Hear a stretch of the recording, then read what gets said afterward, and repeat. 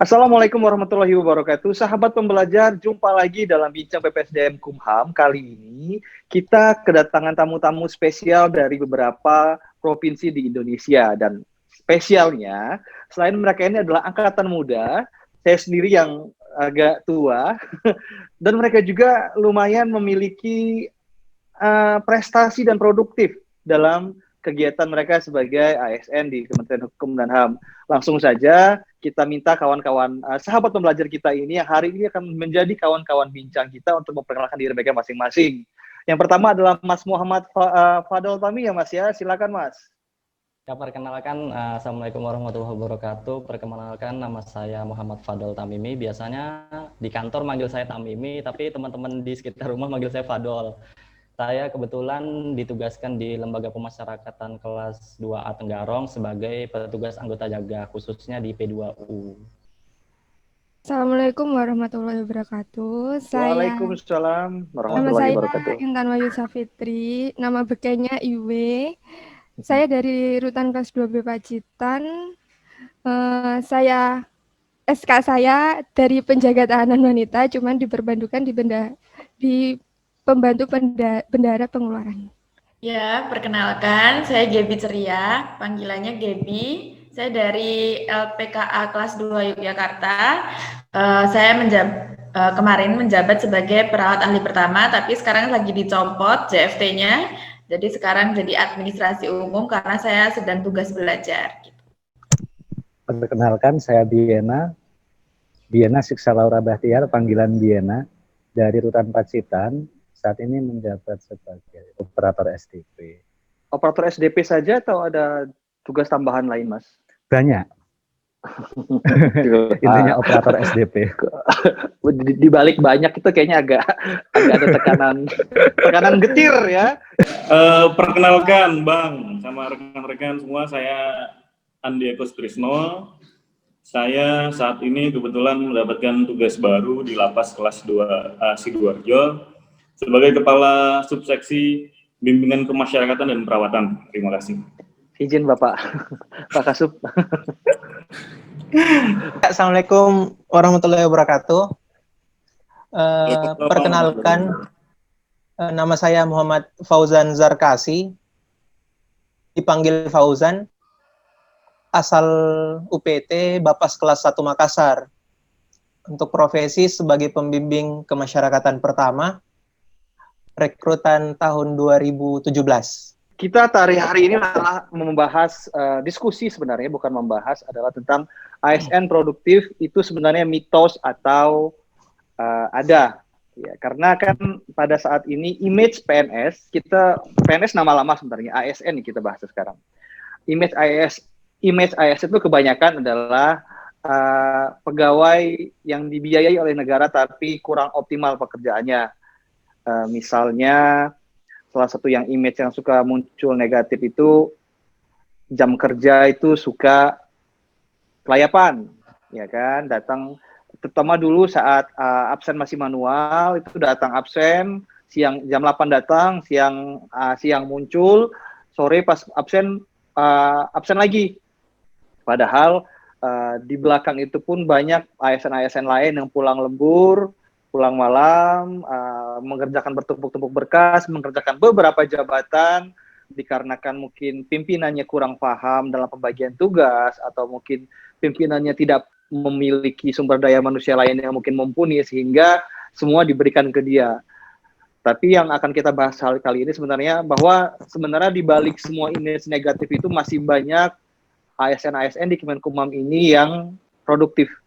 Oke, pertanyaan pertama dari saya sekarang sebenarnya untuk masing-masing kawan yang mungkin nanti diharapkan dapat menjawab dengan opini pribadinya. Bukan opini formil, bukan opini standar. Pertama adalah untuk Mas Andi nih. Mas Andi dan nanti saya ganti nanya. Mas Andi, menurut Mas Andi penyebab kita ini PNS ini adalah salah satu prioritas pemerintah ya. Tiap tahun itu tema ganti, revolusi digital, revolusi industri, revolusi. Nah, sampai sekarang itu masih banyak ASN ini yang tidak disiplin gitu loh. Nah, menurut Mas Andi pertama, dari Mas Andi dulu nih, sebagai Kasub yang nanti suatu saat akan memimpin anak buahnya. Nah, ini dibutuhkan analisa Mas Andi nih saat ini. Kenapa sih kira-kira masih banyak ASN ini yang masih bandel dalam hal kedisiplinan dan kinerja? Baik, Mas. Mas atau Bang ya saya panggilnya? Apa aja. Dari Lampung kan ya? Dari Lampung, Asal Bang. panggil aku Beb ya jangannya. Ya, jadi begini Bang, saya mohon izin juga sedikit cerita pengalaman. Baru 2 hari kemarin nih, saya dikirim berita sama rekan di Canwil Jawa Timur yang bagian Humas dan RB. Dikirim news dari detik.com.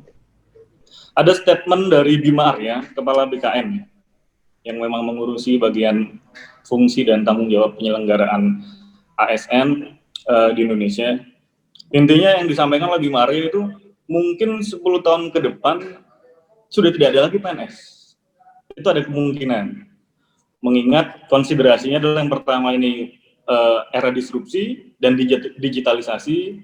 Yang kedua adalah pandemi corona ini. Karena memang di pandemi corona ini kan kita sudah melaksanakan tugas sebagian di WFH ya.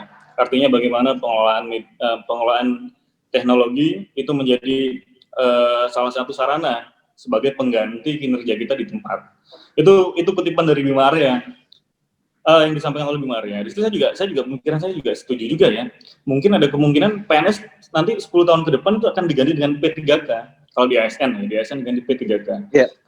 Karena perkembangan digitalisasi ini.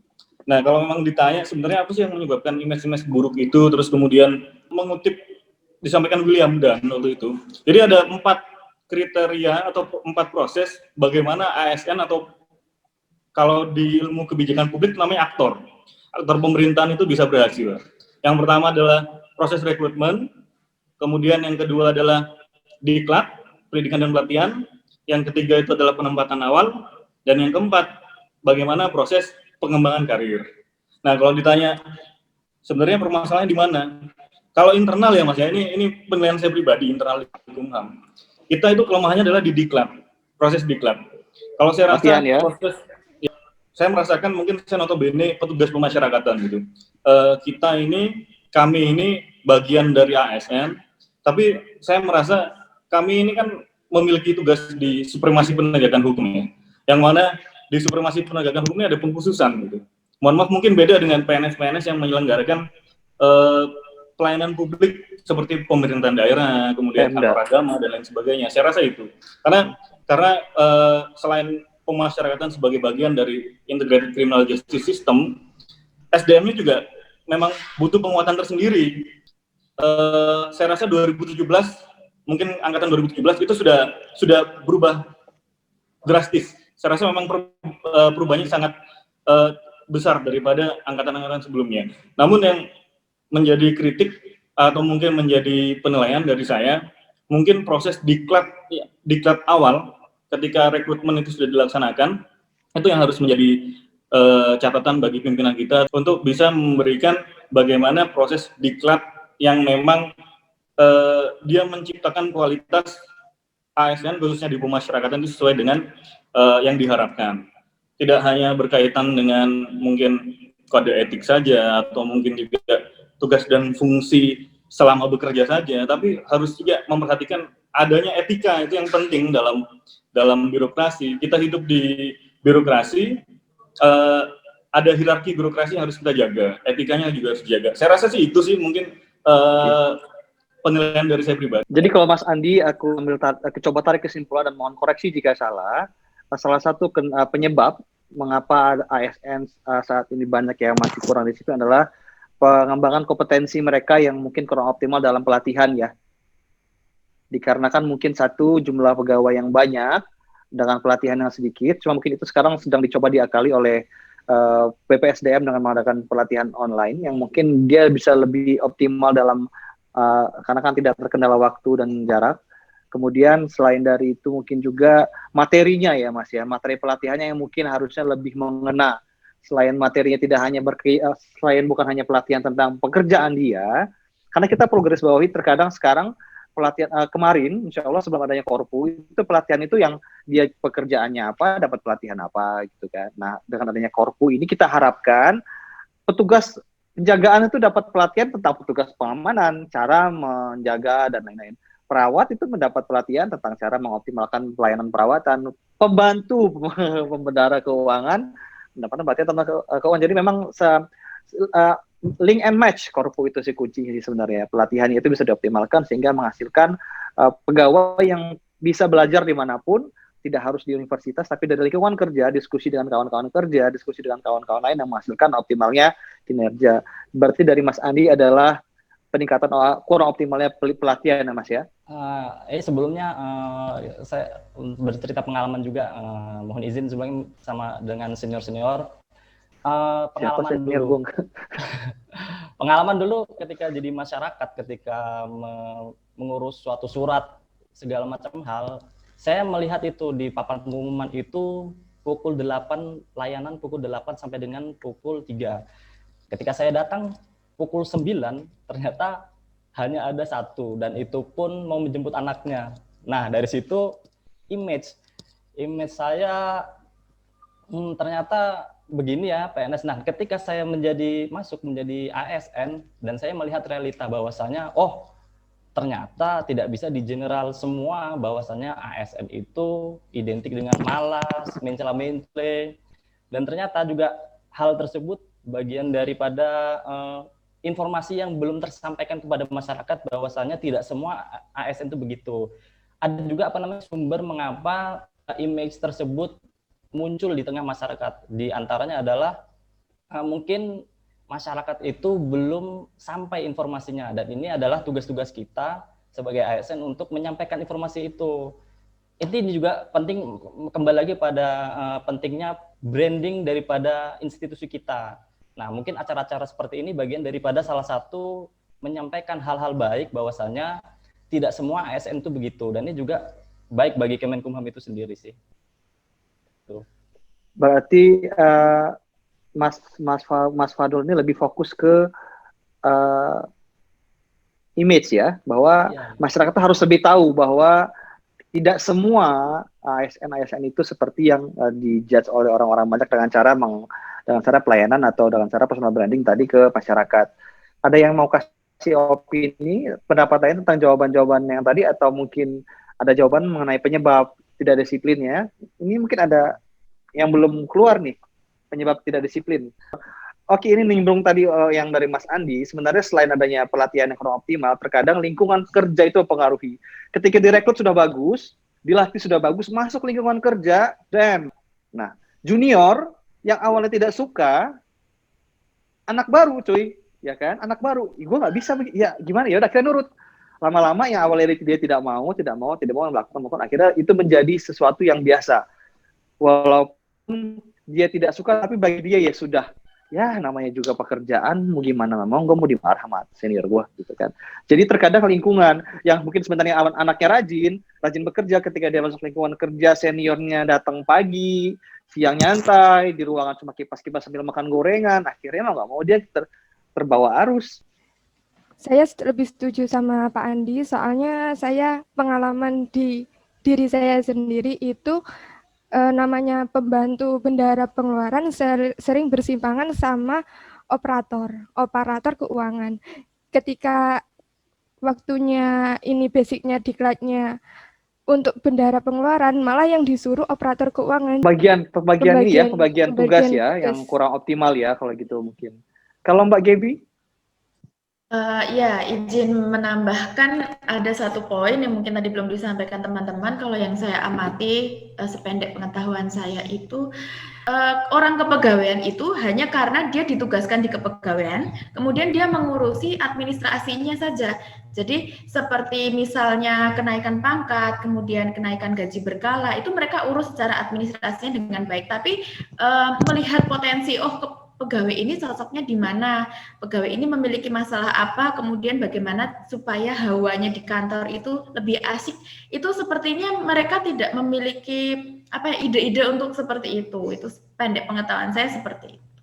Dari pegawai yang ditempatkan di kepegawaian itu juga sebenarnya memang harus terpilih seperti jabatan khusus gitu. Karena kalau dia JFU yang ibaratnya bisa dipindah-pindah ke jabatan lain, maka dia tidak menguasai tentang kepegawaian itu sendiri, dan kadang juga tidak membaca dasar-dasar hukum yang berhubungan dengan kepegawaian, sehingga kadang pengetahuannya itu kurang luas dan nanti jatuhnya adalah tanya kepada yang sebelumnya, terus jawabannya adalah, ini yang paling saya nggak suka adalah biasanya dulu kayak gini loh, pokoknya ya dulu kayak gini. Nah, padahal sebenarnya dasar hukumnya tuh seperti apa sih? Kalau misalnya contoh ya, misalnya saya mau tugas belajar, prosedurnya seperti apa sih? Nah, terus dasar hukumnya bagaimana, gini-gini. Nah, kadang malah saya yang membawakan undang-undangnya itu kemudian untuk dipelajari, kan gimana gitu, aneh. Oke.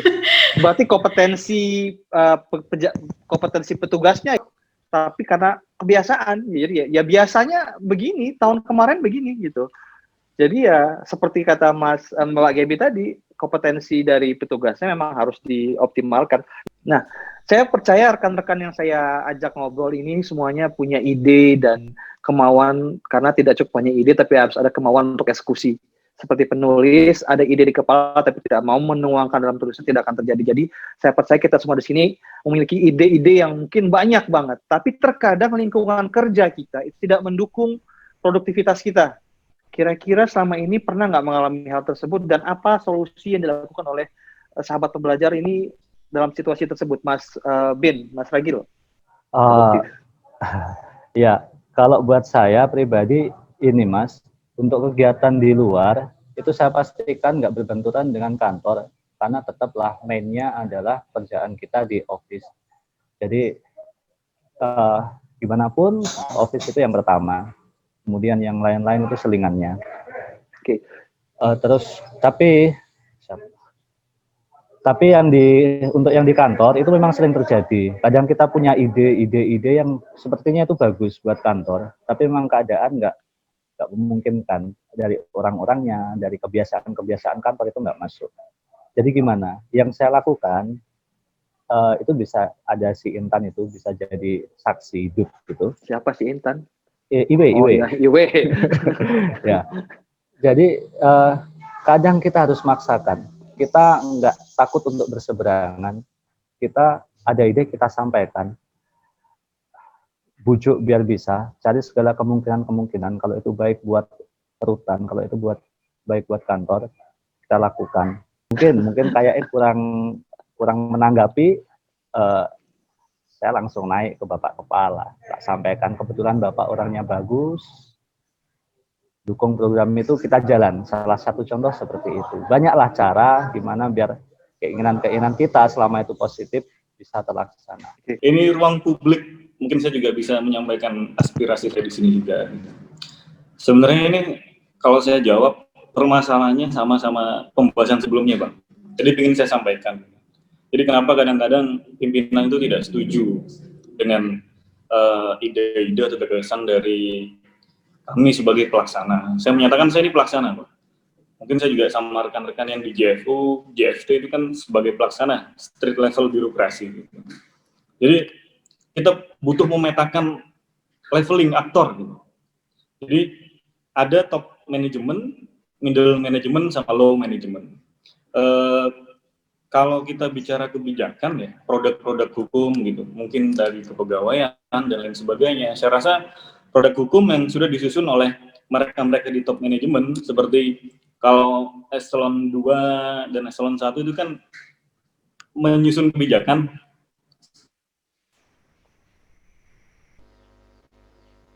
Dia mau tahu ini, maksudnya para pelaksana yang di lapangan menyusun kebijakan. Kalau mungkin kita bicara tentang kepegawaian, sebenarnya permasalahan-permasalahan yang kita bicarakan di awal itu sudah dijawab di produk kebijakan. Kan seperti itu, Bang. Seperti Permen 37 2018 tentang standar kompetensi kita seperti apa, ada kemampuan manajemen, kemampuan teknis, sosiokultural, itu sebenarnya kan sudah diadopsi semua di sana. Kemudian yang middle management itu pengawas, mungkin setingkat eselon 4 atau juga eselon 3. Kalau yang terakhir yang di low management itu yang implementator, seperti saya ini, saya sebagai pelaksana. Di sini permasalahannya adalah ada gap, disparitas yang besar, yang tinggi antara penyusun kebijakan dengan pelaksana, gitu. Jadi kan permasalahannya kan kita jarang nih mau ngebaca aturan gitu ya, mau ngebaca kebijakan yang baru gitu ya. Permasalahannya adalah kita nggak mau ngebaca apa kita nggak paham gitu. Ini kan ada disparitas yang sangat jauh, yang besar. Misalkan dari kebijakan A, pimpinan kita tuh pinginnya lapas ini misalkan menciptakan citra yang humanis gitu. Tapi itu tidak tersampaikan sama kami yang di bawah sebagai pelaksana street level birokrasi itu. Saya rasa itu permasalahannya, sama dengan kepada KUPT gitu. Saya menyadari bahwa kemampuan dari rekan-rekan terutama yang 2017 ini punya bakat dan punya potensi yang sangat baik gitu. Tapi dia kalau tidak di right man in the right place gitu ya. Maksudnya kalau dia tidak ditempatkan pada tempat yang memang dia bisa mengembangkan potensinya itu kan sulit kadang. Yang saya rasakan permasalahannya adalah ini si anak A nih, dia punya potensi nih, dia punya kemampuan seni yang baik gitu. Dia punya kemampuan olahraga yang baik. Karena memang formasi awalnya adalah sebagai penjaga tahanan. Ketika disampaikan, Pak, mohon izin mungkin berkenan si A ditempatkan di bagian pembinaan, mengingat si A ini memiliki kualifikasi sebagai petugas pembinaan. Tapi berbenturan nih sama pimpinan gitu kan. Kebutuhan organisasi. Ya, gimana lagi gitu kan. Iya, maksudnya itu kebutuhan organisasi gitu. Jadi bagi saya sih saya setuju sama yang disampaikan sama Bang Ian ya Bang ya. Izin Bang, saya kenalan dulu nih Bang. Beragil atau di bypass aja sama atasannya lagi gitu. Bypass lagi Bang, jadi sampaikan sama Kasubnya nggak setuju, kasihnya nggak setuju, bypass aja lagi sama kepalanya. Gitu. Bypass yang lagi. penting sih kalau buat saya pribadi, sense of belonging itu penting Bang gitu. Rasa cinta kita sama institusi itu penting.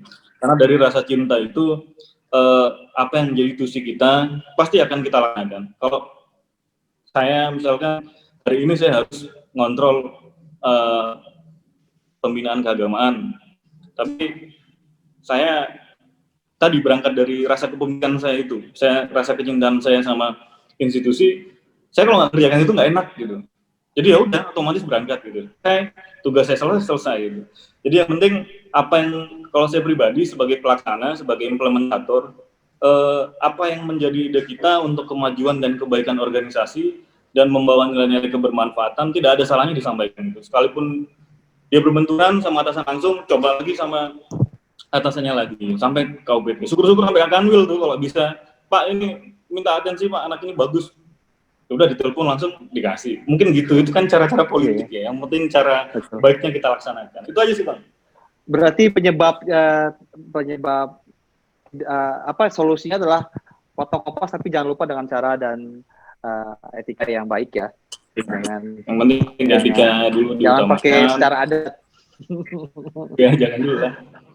Kalau Mas Fauzan ada nggak sebagai ASN pernah berbenturan mau menghasilkan sesuatu atau mau berprestasi atau menjadi produktif? Karena kan prestasi kerja itu tidak selalu bisa dinilai dengan fisik ya, dan selalu bisa dilihat dengan dicapai medali atau apa. Terkadang prestasi atau produktif itu dilihat dengan dilihat aja bahwa oh ya ada sesuatu yang meningkat di dalam instansi atau masyarakat ini. Mas Fauzan gimana pendapat kalau jika solusi sebagai ASN? Ya, terima kasih Mas. Jadi kalau saya pribadi itu dari sejak mahasiswa sampai di dunia kerja, memang untuk pola beradaptasi dalam institusi itu memang saya punya tahan tersendiri. Jadi dalam artian ketika saya memasuki sebuah ruang, saya tidak serta-merta langsung memberikan banyak aspirasi, banyak opini, tapi memang saya lebih banyak mendengar terlebih dahulu.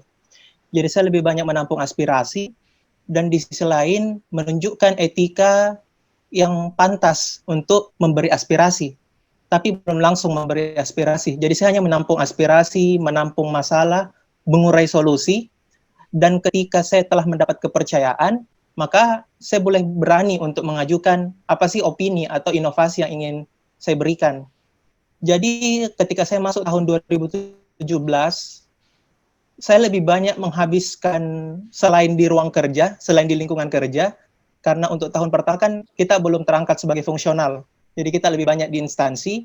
Saya lebih banyak menghabiskan inovasi atau ide-ide itu melalui sebuah forum-forum yang saya bentuk bersama teman-teman di UPT Lapas Rutan. Kita bentuk misalnya kayak forum dakwah pemasyarakatan, kita bentuk forum diskusi pemasyarakatan, dan itu memang menghasilkan output. Semisal forum dakwah, kita melakukan dakwah di berbagai lapas rutan, itu sesama kita angkatan 2017.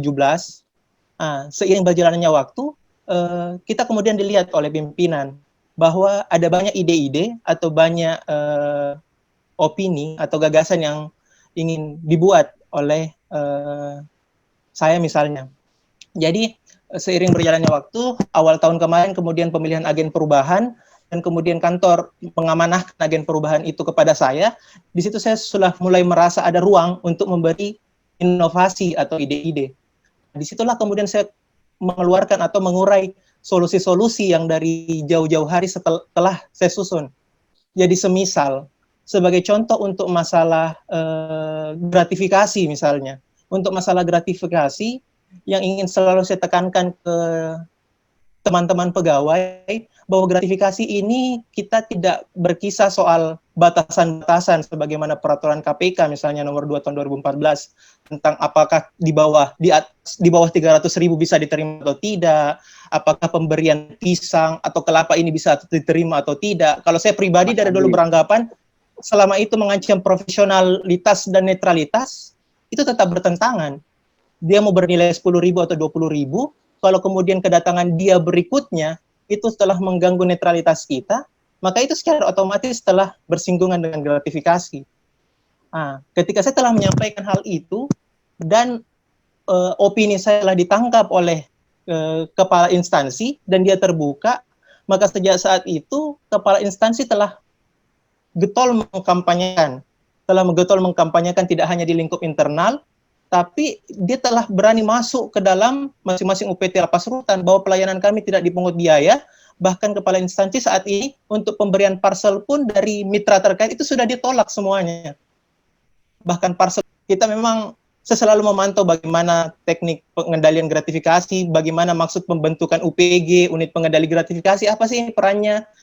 Jadi setiap ada masalah-masalah semacam itu, akhirnya kepala kantor dengan sendirinya untuk berinteraksi dengan saya, bilang, apa yang harus saya lakukan? Ada yang terima kemarin sekitar 6 juta misalnya. Apa yang saya harus lakukan setelah saya menerima 6 juta seperti ini? Bilang, kita rapatkan dulu dengan unit pengendali gratifikasi, nanti ada form dari KPK, setelah itu kemudian kita akan salurkan lagi kembali ke mereka dan kita publikasikan sebagai sarana edukasi ke masyarakat. Mungkin itu contoh-contoh sederhananya sih, Mas. Oke, saya coba tarik kesimpulan bahwa ini pertanyaan saya selanjutnya akan saya lempar ke Mbak Gaby ya. Nah, Mbak Gaby ini tadi kalau tidak salah Mas Fauzan ini menceritakan bahwa solusinya dalam ide yang berbenturan dengan instansi adalah Mas Fauzan ini dia sebenarnya lebih cenderung dia mengumpulkan dulu apa-apa yang menurut dia point of view dia gitu kan ya. Kemudian ketika memang dia tidak langsung mengutarakan aspirasi dia, tapi dia menunggu kesempatan. Betul ya Mas Fauzan ya? Menunggu kesempatan dan kepercayaan ketika diberikan, maka dia akan mengutarakan ide-idenya seperti ini, begini-begini. Begitu Mas Fauzan? Oke. Oke. Tapi menurut Mbak Gaby, apakah ada baiknya kita terkadang tidak menunggu bus lewat, tapi kita nyari nih, ada angkot nggak ya yang lewat? Ada ojek nggak ya? Kalau busnya lewatnya lama, kalau kepercayaannya nggak dikasih-kasih, ini ide bakal mentok di gua doang nih gitu loh. Ini bukan mematahkan, tapi ini mencoba mencari point of view lain gitu kan, bahwa ini pendapat saya gitu loh Mas, bahwa terkadang kita dalam karir jangan menunggu seseorang menawarkan sesuatu kepadamu. Tapi dilihat situasi dan kondisi ya, kalau misalnya memang kira-kira memang tidak pantas. Nah, menurut Mbak Gaby ini, apakah kira-kira support dengan Mas Fauzan bahwa gue sebagai anak baru nih, gue nunggu aja nih, gue nggak berani banyak omong dulu. Gue baru 2017 sudah mau banyak ngomongin, nanti disangka orang gue sok pinter. Mungkin begitu juga salah satu alasannya Mas Fauzan. Iya Mas. Mungkin salah satu alasannya adalah rasa sesungkan. Ada nggak rasa sungkan? Ya, sebenarnya makanya Mas Fauzan lebih menunggu. Iya, sebenarnya yang saya khawatirkan resistensi. Resistensi dalam artian antara pegawai senior dengan pegawai junior. Jadi saya lebih banyak berinteraksi atau bersosialisasikan hal positif melalui cerminan perilaku dan sikap. Oke. Tentang saya lebih banyak tentang bagaimana menunjukkan kualitas kerja, tidak dalam bentuk opini, tapi tentang kualitas kerja. Tidak langsung mengkampanyekan aspirasi, tapi langsung menghasilkan sesuatu dan memperlihatkan bahwa hal ini baik loh. Jadi belum langsung menyentuh ke opininya, tapi menyentuh ke kualitas kerja. Oke, berarti Mas Fauzan ini dia menunjukkan dengan sikap kualitas kerjanya. Ketika nanti pimpinan melihat dan mengapresiasi, maka saat itu juga Mas Fauzan akan barusan mengidekan. Nah, menurut Gaby, apakah itu hal yang baik? Itu sangat bagus juga, alasannya pun bagus. Cuma kita mencari ada nggak opini lain nih? Menurut Mbak Gaby dan Mas Fadol, habis ini jawab ya Mas Fadol, jangan enak-enakan lu, diem aja. Ya Mbak Gaby. Iya, jadi sebenarnya apa yang disampaikan Mas Fauzan sama Bapak Andi itu kayak kalau digabungkan itu wah banget Pak Andi. kan sudah kasupsi. Kalau digabungkan itu tuh menjadi sesuatu yang sempurna kayak gitu ya. Cuma kembali ke lihat situasi kondisi di UPT masing-masing atau di tempat kerja masing-masing. Untungnya ini sedikit pengalaman, jadi untungnya LPKA ini kalau di tempat saya ya, di LPKA itu kan masih baru dan kebetulan pegawainya itu hampir setengah lebih itu angkatan kami di tahun 2017, kemudian setengahnya itu adalah pegawai yang juga tidak terlalu senior, jadi tidak terlalu tua begitu. Jadi diajak masa kita mengutarakan ide dan menjalin hubungan untuk interpersonal, maksudnya hubungan yang kayak ngobrol-ngobrol santai itu lebih mudah itu antara junior dan senior. Jadinya disitulah kita bisa memasukkan ide-ide kita atau aspirasi kita ke mereka. Nah, menanggapi lebih suka yang cepat apa yang lama dalam intinya mengutarakan pendapat ya. Kembali lagi saya melihat situasi sih. Kalau saya berharapnya sih cepat, apa-apa tuh cepat kayak gitu. Misalnya kita punya ide cepat ada yang tahu untuk ayo ini bareng-bareng kita lakukan untuk kemajuan UPT kayak gitu. Cuma kan kita mempertimbangkan beberapa sudut pandang dulu aja kita dengan cara seperti Mas Fauzan itu mendengar tadi, tapi sedikit banyak sih tetap kalau misalnya nanti para senior sekiranya tidak memiliki ketertarikan dengan ide kita, ya kita coba atasan langsung dulu kita sampaikan apa sih pentingnya ide ini dan manfaatnya untuk UPT seperti itu kita sampaikan, nanti biarkan si kasubsi kita atau atasan kita langsung itu yang menyampaikan ke pejabat-pejabat yang lainnya. Nah, menurut saya di situ kayak yang tadi disampaikan sama Pak Andi itu kan pentingnya sebuah aktor yang untuk bisa mempengaruhi si pemimpin utama itu nanti akan mengambil kebijakan seperti itu. Nah, dengan kita melalui kasubsi kita kan jelas lebih memiliki pengaruh yang lebih kuat daripada kita yang anak baru kayak gitu. Nah, nanti biar beliau yang menyampaikan kepada atasan-atasan kalau memang ide ini tuh bermanfaat apa enggak. Tapi kita jangan juga salah. Terkadang ada kasub yang langsung bilang, kamu aja langsung ngomong sama Bapak. Oh iya, itu juga ada, tapi makanya saya bilang saya bersyukur ada nggak nih? Ada nggak di situ? Ada. Tapi ya itu saya bersyukurnya sih kalau di LPKA santai ya. Terkait dengan penyampaian itu terbuka. Karena tadi ini kan LPKA masih baru nih ya, berarti kan antara Mbak dengan yang atas tuh masih agak kedekatan emosional. Nah, ini yang harus dipupuk, diteruskan ke bawah oleh Mbak dan senior-senior. Ketika nanti ada anak baru itu mereka itu dirangkul, jangan dikasih batas gitu kan. Benar, nah, Mas Fadol, ya, tadi kan dibahas Mas Fadol, Mbak di Gojek bukan ya? Mas Fadol, tadi Mbak Gaby bilang terkadang itu senior-senior dan rekan-rekan kerja ini banyak yang tidak support. Ini kan kita harus lihat ya Mas Fadol ya, bahwa terkadang orang-orang tidak support ini antara tidak mau atau tidak setuju dengan idenya, atau dia sebenarnya males. Ya. Mungkin kalau pendapat saya sih, sebetulnya ini saya bukanlah orang yang pandai untuk membicarakan sebuah ide. Biasanya saya ketika ada ide untuk menyampaikan, saya biasanya lebih dalam pada menulis. Misalnya ketika saya meng-up bahwasannya kemampuan diri saya sebetulnya dengan background saya yang psikologi, saya menginginkan hal tertentu. Tentu saya yang pertama, saya add dulu pertemanan di media sosial Kasupsi yang di bidang itu. Pandi Yang kedua, saya biasanya membuat narasi-narasi tulisan, saya kirim ke media cetak seperti koran. Kalau di sini biasanya saya lihat juga itu apa namanya, yang dibaca kantor itu korannya apa, yang dibaca kanwil itu korannya apa, Kaltim Pos. Gantung kerja sama itu, Mas. Saya jadi apa namanya, ketika itu saya udah mulai menulis misalnya tentang pentingnya kesehatan mental narapidana, yang orang-orang yang memang memiliki kemampuan dalam bidang psikologi. Nah, saya biasanya menuliskan itu. Yang kedua, pengalaman juga ketika di lapas itu kan pada saat itu belum adanya website yang benar-benar kompatibel, yang benar-benar bagus lah untuk proporsional bagi lembaga. Nah, kebetulan ketika saya latsar, saya melihat itu sepertinya peluang untuk memperlihatkan ide dan kemampuan. Saya membuat rancangan website, dan ketika selesai latsar, dan alhamdulillah sampai sekarang dipakai dong website saya untuk lapas itu. Jadi saya ketika alhamdulillah sampai selama ini saya belum menemukan rekan-rekan atau senior-senior yang ataupun pimpinan yang tidak support. Alhamdulillah masih. Jadi saya ketika ditanya ketika tidak support, belum ada pengalaman saya untuk ketika tidak support. Oke, berarti sampai saat ini lancar ya? Bahkan memberi manfaat dan memberikan dengan membuat laman dan digunakan oleh instansi sebagai PR-nya instansi. Mbak Intan alias Iwe, itu senyum-senyum aja. Gue mau nanya nih sama lu. Oke.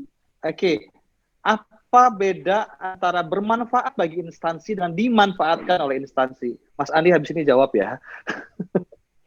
Aduh, itu sulit sekali pertanyaan bagi saya. Enak banget lu ya, duduk diam giliran terakhir pas jawab, sulit sekali bagi saya untuk menjawab. Suatu itu bersimpangan banget sih sama saya, soalnya di sisi lain kita pengen bermanfaat buat UPT, tapi UPT malah memanfaatkan kita. Jadi muter itu sebenarnya.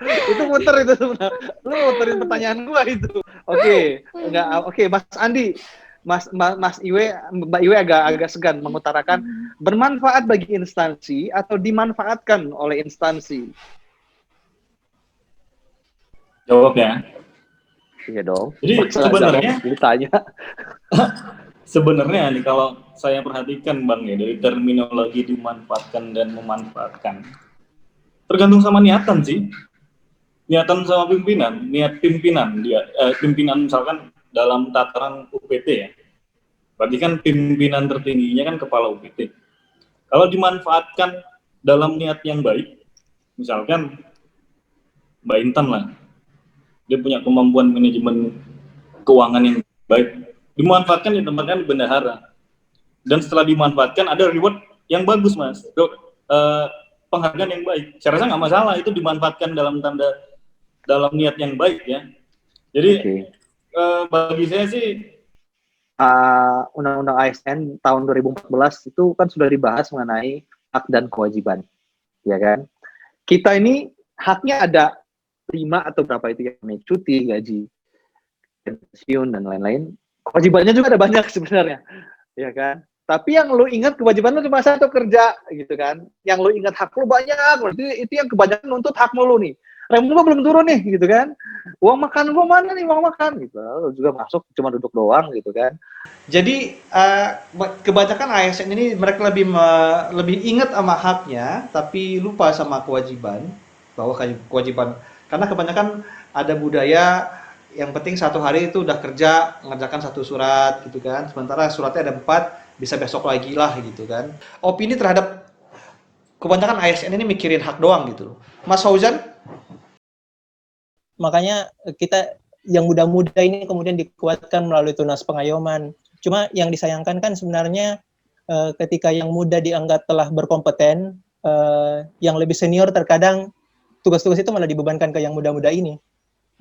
Sehingga tidak ada proporsionalitas, dalam artian tidak, beban kerja itu tidak terkelola dengan porsinya masing-masing. Dalam artian masalah pembagian tugas, untuk mengawasi masalah reward dan punishment, beban kerja yang telah terdistribusi ke masing-masing person itu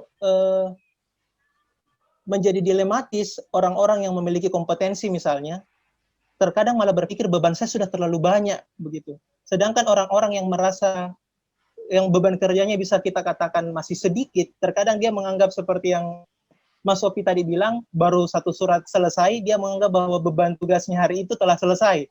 Karena ada standar nilai yang berbeda dari masing-masing person. Jadi entah kalau dia menganggap satu tugas itu sudah cukup untuk satu hari, tapi ada beberapa persen yang telah dibiasakan seperti itu menganggap 3 tugas itu belum cukup dalam satu hari. Tapi pimpinan karena melihat kualitas kepada yang rajin kerja ini, maka dia dibebankan terus. Makanya reward dan punishment juga tidak berjalan. Itu yang sebenarnya menjadi kendala utamanya sebenarnya, karena unsur pengawasannya tidak ada. Sebagai ASN muda. Ya, kalau dari opini saya sih, terkadang pemimpin itu lebih memilih yang dia menonjol. Misalnya di bidang kepegawaian dia menonjol di IT. Pemimpin udah mengatakan, oh udah ini pekerjaan udah dilakukan ini. Jadi pegawai lain udah dibilang gitu malah menyepelekan. Nah terakhir nih, sebagai penutup dari perbincangan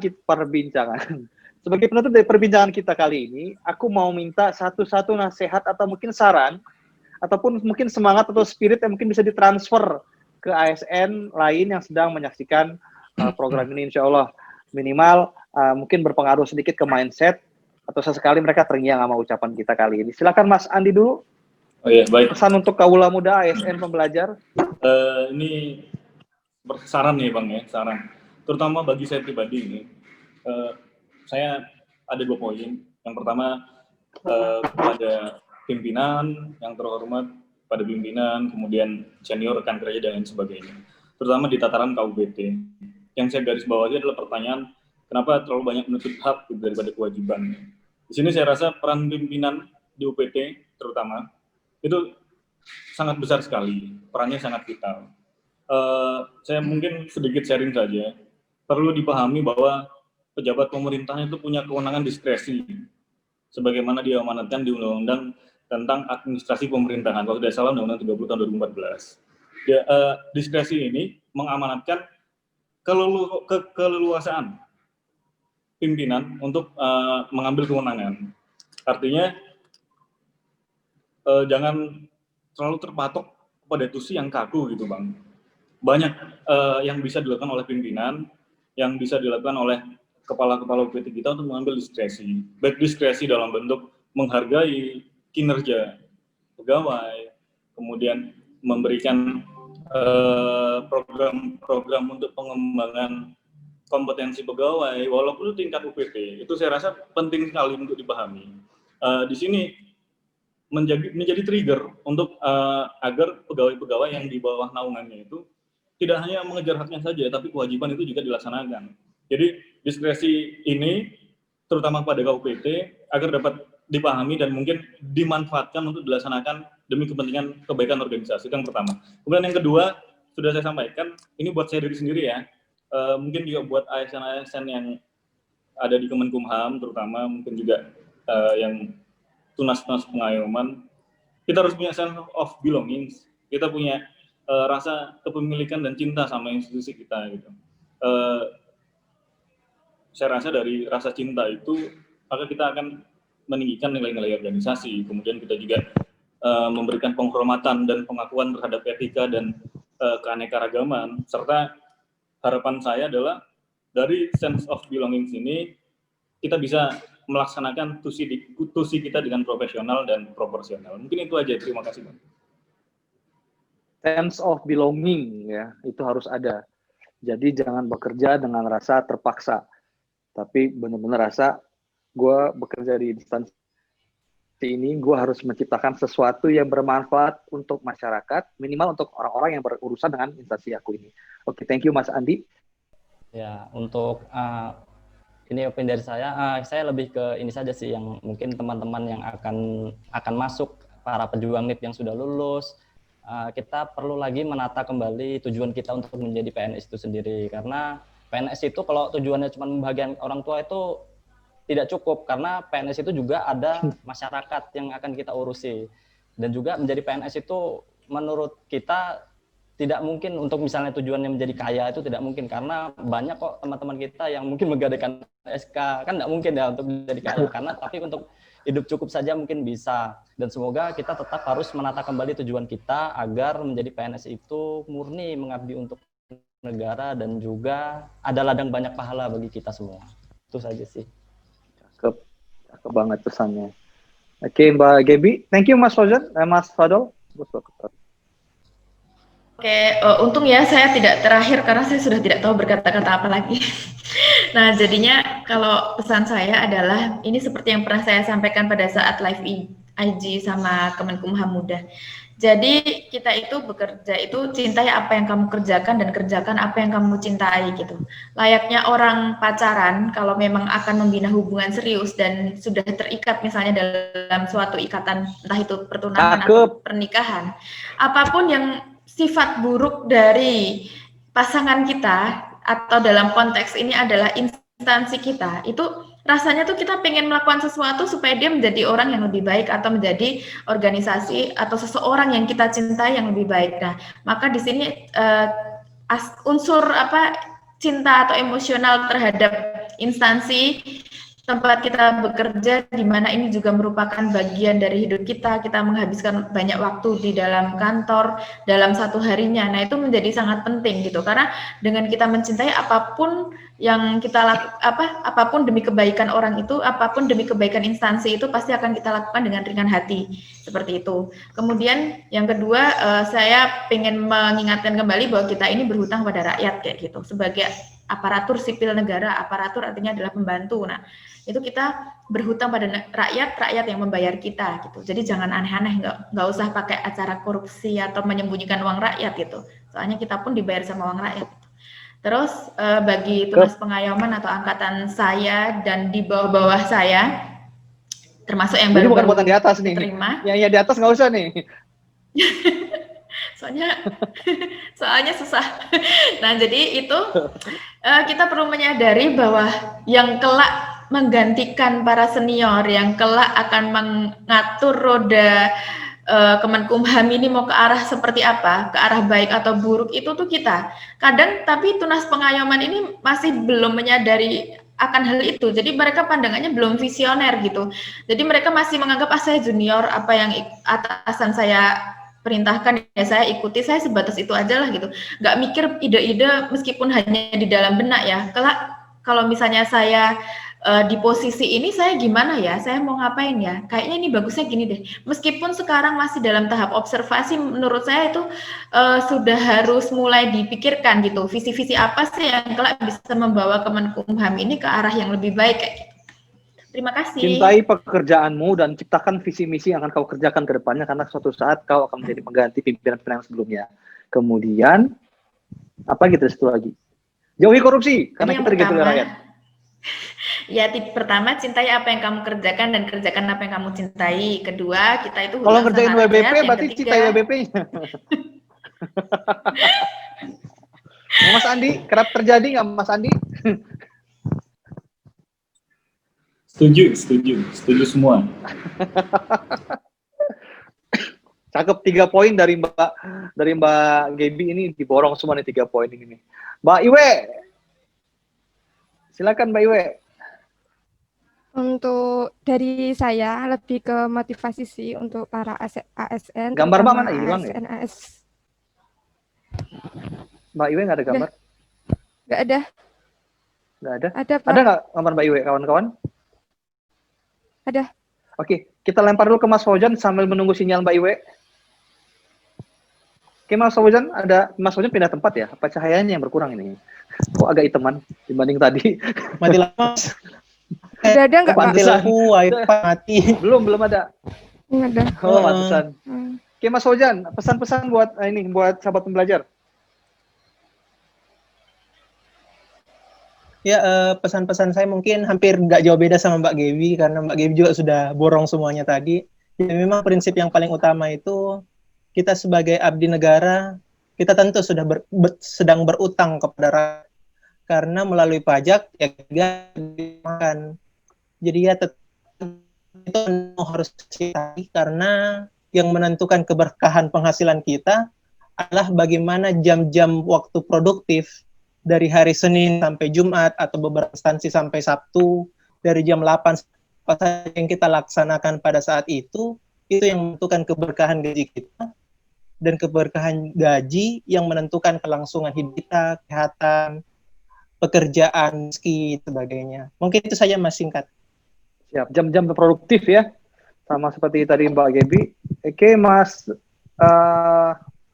Iya, lagi loh, maksudnya khusus jam produktif itu. Iya. Pak Titan. Suara. Oke. Mute. Tes. Saya punya beberapa catatan. Sip. Wow. Ya, terakhir ini saya. Ternyata. Iya, Mbak Iwe terakhir. Banyak catatannya, cuman beberapa aja. Ini yang pertama, saya setuju banget nih sama sense of belonging. Itu benar-benar ciri khas dari Akib. Saya selama kerja di sini, orang Akib itu sense of belonging-nya bagus. Itu syukur-syukur kita semua punya sense belonging yang sama untuk UPT, untuk Kemenkumham lebih ini. Pesan-pesannya, inilah dia pesan-pesannya. Yang pertama, pesan dari pas saya lagi diklat dulu, senior dari Kanwil bilang, hanya ikan mati yang terbawa arus. Jadi kita di sini walaupun junior, walaupun masih muda, jangan takut untuk membuat perubahan. Jangan malu, jangan takut untuk berseberangan, walaupun itu dengan senior-senior. Kalau kamu yakin itu baik, itu sesuai dengan aturan, why not gitu loh. Kamu pasti aman selama sesuai dengan aturan-aturan yang berlaku. Itu hanya ikan mati yang terbawa arus. Kemudian yang sering terjadi terhadap teman-teman itu adalah ketika orang yang kelihatan punya kinerja bagus, dia akan dimanfaatkan di situ. Akhirnya teman-teman pada mikir, lebih baik aku nggak menonjol, lebih baik aku nggak perlu susah-susah, biar orang lain aja, aku cari aman. Nah, di situ sebenarnya aku punya prinsip, kita masih banyak kesempatan untuk belajar. Yang tua, yang muda, mereka punya kesempatan yang sama untuk belajar. Simple. Aturan-aturan baru itu bisa dipelajari. Jadi mumpung kita masih muda, tanam di kepala, tidak ada kata tua untuk belajar. So, dalam bahasa Inggrisku ya never too old to learn. Di ini. Wow. Ya, kita dari Project Child ya, bahasa Inggris itu nomor dan kita tidak boleh, dan kita harus kita terkadang suka English shaming. English shaming orang ya. Yang mencoba bahasa Inggris itu suka lu gaya lu bola, itu bodoh amat, itu jangan pedulikan itu. Itu udah jadi my third language gitu loh Mas. Biasa kadang bingung kalau pagi bangun tidur, oh ya aku harus pakai bahasa Indonesia di kantor, di rumah bahasa Jawa, di malam teman-temanku itu pakai bahasa Inggris kita, jadi kadang mix nggak jelas 1, 2, 3. Nah kemudian itu keraja. Kemudian buat teman-teman yang di sini, siapa tahu ke depan berkesempatan untuk jadi pemimpin di situ, karena tadi yang dibilang Pak Arif, open bidding. Jadi yang penting pemimpin sebagai role model. Kita punya pemimpin yang bagus, pemimpin yang menginspirasi, kita bakal ikutin itu secara sadar ataupun nggak sadar. Ketika kita besok jadi pemimpin, jadilah pemimpin yang seperti itu. Kebetulan KUPT Rutan Pacitan ini keren banget Mas, Pak Eko itu. Oh Pak Eko? Ya, keren itu. Role model yang bagus. Nah, masih ada 1, 2, 3. Berkaitan dengan banyak ASN yang lebih memikirkan hak-haknya, sering dengan melupakan kewajiban, mengesampingkan kewajiban. Ini ada pepatah bagus bilang gini, bukan apa yang kamu dapatkan dari negara, tapi apa yang bisa kamu berikan buat negara. Itu berlaku juga di UPT kita. Nah, jadi mindset kita, selain sense of belonging, kita punya itu bagus buat kantor, buat kementerian. Kembali kepada salah satu dari sini adalah pemberian reward and punishment yang diberikan kepada pimpinan, karena jangan sampai ketika kita punya anggota-anggota yang dia benar-benar berkualitas bagus, tapi karena pengelolaannya tidak maksimal, tidak ada reward and punishment, tidak ada appreciation, jadi mereka itu akhirnya apa bahasa ininya, mutung, ya. Akhirnya mereka memutuskan, ya ngambek, aku nggak mau seperti ini lagi, rugi. Dengan pengelolaan yang baik terhadap mereka itu bisa sangat berguna bagi nusa dan bangsa. Dan yang terakhir paling penting adalah biarpun miskin kita harus tetap sombong. Itu dapat dari seniorku. Jadi nggak apa-apa, itu sebuah power ya. Itu. Biarpun miskin harus tetap sombong. Udah miskin jangan minder gitu. Kalau miskin minder ya nggak maju. Kalau miskin harus sombong biar bisa maju. Artinya gitu. Cari sendiri. Betul. Mbak Iwe udah diborong semua nih. Gimana? Mas, ada pesan-pesan buat sahabat pembelajar? Iya. Sampai bosen dia. Udah bisa ya kameranya ya Pak ya? Sudah. Ya, ini terakhir dari saya untuk para ASN, terutama para ASN muda angkatan saya, tidak ada, jangan tanaman kata, aku nggak mau kalah, aku punya kalimat bahasa Inggris ini. Oke, cakep, kita tunggu nih. Jangan tanamkan kata-kata kalimat impossible. Saya bahasa Inggris. Bentar dulu, Pak. Oh, belum. Jangan takut untuk mencoba, lanjut. jangan takut untuk mencoba, jangan takut untuk mengeluarkan ide-ide kalian. Kita memang ASN mempunyai hak dan kewajiban, tapi tidak menutup kemungkinan untuk kita melakukan kreativitas. ASN bisa lebih produktif. We are the next generation. Nah, cakep. Tepuk tangan. Ini we are the next generation, ini aku nggak tepuk tangan, berarti aku nggak usah. Rekan semua, saya mohon maaf jika dalam diskusi kita kali ini ada saya membagi jatah pembicaraan yang kurang, atau mungkin kalimat saya yang agak tidak bagus, atau attitude saya, atau bagaimana, apapun itu saya mohon maaf. Sahabat pembelajar, demikianlah percakapan kita dengan sahabat-sahabat kita yang luar biasa, amazing, dalam memberikan inspirasi bagi kita semua. Lain kali kita sambung lagi. Saya pamit dulu mundur. Assalamualaikum warahmatullahi wabarakatuh. Salam belajar. Oke, thank you semua. Bye. Bye.